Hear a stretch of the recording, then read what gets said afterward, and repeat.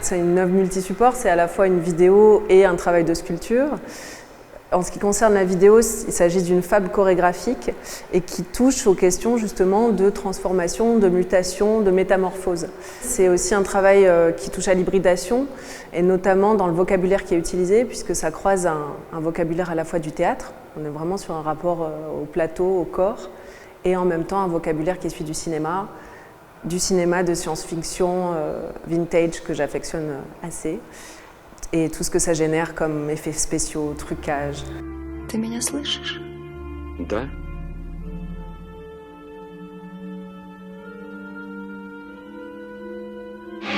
You are about to go beyond that limit. Ce qui était important surtout, c'est de parler d'un changement d'état.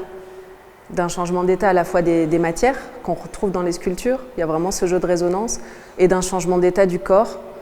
Et je pense que le film aussi sous-entend un changement d'état de l'ordre de l'invisible, quoi, qui est peut-être de l'ordre de l'intériorité, ou en tout cas de ce qu'on ne voit pas.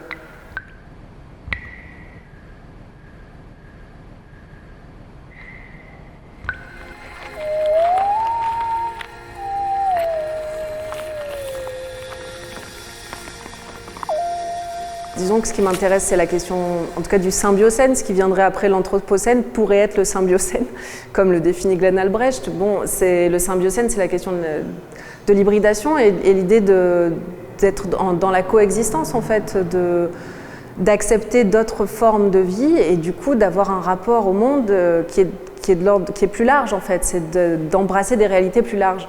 On a, je pense tous, cette sensation qu'on a basculé dans de la fiction. La réalité, c'est clair, nous ressemble à certains films ou à certaines lectures. On sent qu'on entre dans ce basculement-là et à la fois, ça génère, je pense, de la peur, mais je pense que ça génère aussi la possibilité de créer justement d'autres histoires.